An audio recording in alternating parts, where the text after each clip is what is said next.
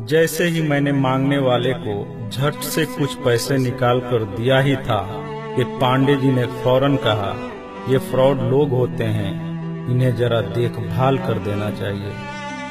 ये लोग हमारी अच्छाई का फायदा उठाते हैं और हमें ठगते हैं। पांडे जी की बातों को सुनकर मैंने कहा, आपने बिल्कुल सही फरमाया। पहले मैं भी ऐसा ही करता था, लेकिन एक वाक़ये ने मेरी दुनिया ही पलट कर रख दिया। रोज की तरह मैं घर से ऑफिस के लिए जा रहा था कि रास्ते में एक शख्स फुटपाथ के किनारे अपना बीमार बच्चा लेटाए हुए उसे हॉस्पिटल ले जाने के लिए भगवान के नाम पर टैक्सी का किराया मांग रहा था। वो कभी किसी पैदल का बाजू पकड़कर हाथ जोड़ देता, मेरा बच्चा बचा लें, मुझे टैक्सी का किराया दे दें, तो कभी किसी गाड़ी वाले को हाथ देकर रोकता और उसके पीछे भागता कि वो कार में उसके बच्चे को हॉस्पिटल पहुंचा दे। कोई रुकता तो कोई नहीं रुकता, जो भी रुकता वो भी उसे घूर कर देखता और आप वाली सोच सोच कर उसे डांटता, काम करके खाने की नसीहत करता और आगे निकल जाता।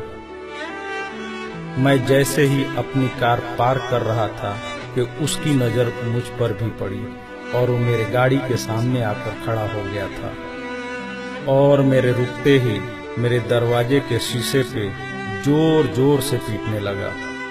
जैसे ही मैंने गिलास नीचे किया, उसने मेरा हाथ पकड़ लिया और कहने लगा, भाईजान, खुदा के लिए मेरे बच्चे की जिंदगी बचा लें, उसे सख्त बुखार है, आप नीचे उतरकर उसको देख तो लें तो आपको यकीन आ जाएगा, आप देंगे तो शायद किसी और को भी एतबार आ जाए।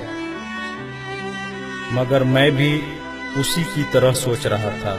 मैंने भी उसे काम करके खाने की तस्कीन की और पिछले जुम्मा की सुनी हुई हदीस उसको भी सुना दी कि कमा कर खाने वाला अल्लाह का दोस्त होता है, और गिलास बंद करके आगे बढ़ गया, ये बड़बड़ाते हुए कि हरामखोर, ये हमें बेवकूफ समझते हैं।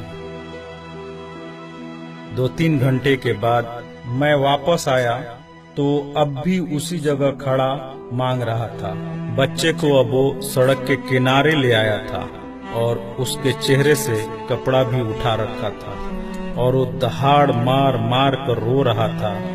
अब वो अपने बच्चे के कफन और दफन के लिए मांग रहा था। मैं गाड़ी रोककर नीचे उतरा और मैयत की तरफ देखा। फूल की तरह मासूम बच्चा जिंदगी का बाजी हार गया था। मेरे रोंगटे खड़े हो गए। मैंने जेब में जो कुछ भी था जेब से निकालकर बेगर देखे उसके तरफ फेंका। उससे पहले कि उसका बाप मुझे देखे, मैं उस तेजी से वहां से निकला मानो दुनिया की सारी बलाएं मेरे पीछे लग गई हों। मैं ऑफिस पहुंचा तो मेरा बुरा हाल था, ऐसा कि जैसे मुझे बुखार जकड़ने लगा हो। मेरा काम में मन नहीं लग रहा था। मैंने उस दिन की सारी मीटिंग को कैंसिल कर दिया। मैं भी उसी बच्चे की तरह एड़िया रगड़ रगड़ कर मरना चाहता था। 2-3 दिन के बाद बुखार को तो आराम आ गया, लेकिन मैं जहनी मरीज बन गया था। मुझे लगता था कि मेरी उसी सोच से वो बच्चा मर गया। कुछ दिन गुजरे, मैं ऑफिस में स्टाफ से बात कर रहा था। तब तक रिसेप्शन से आवाज आई, सर आपसे कोई मिलना चाहता है। मैंने पलट कर देखा, सामने उस मरे हुए बच्चे के बाप को देखकर मुझे चक्कर आ गया और मैं पत्थर का बुत बने उसे देख रहा था। तभी उसने अपने जेब में हाथ डालकर कुछ पैसे निकाले और मेरा शुक्रिया अदा करके कहने लगा कि आपके पैसे बड़ी बरकत वाले थे।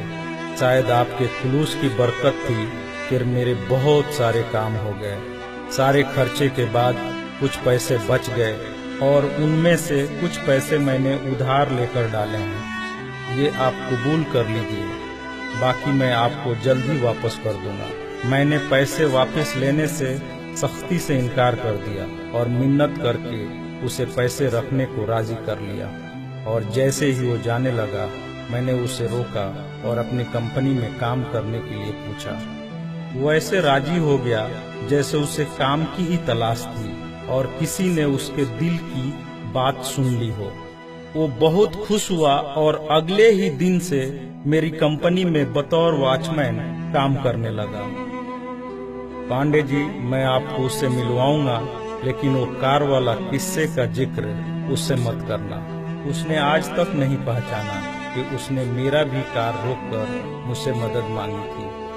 वो मुझे एक बड़ा ही नेक इंसान समझता है, जिसने उस बच्चे की लाश देखकर अपना सब कुछ निकाल कर दे दिया। पांडे जी, उस दिन के बाद से मैं किसी को खाली हाथ नहीं लौटाता।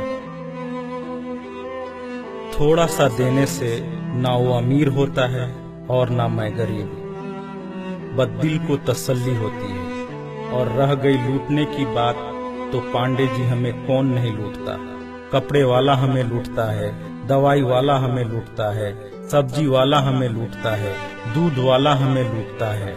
इतना सा लूटने के बाद अगर कोई हमें खुदा के नाम पे लूट ले, तो शायद मरने के बाद खुदा हमारे गुनाहों को माफ कर दे कि ये बंदा मेरे खातिर मेरे नाम पे लूटता रहा, और शायद हमारी गुनाह बख्श दे।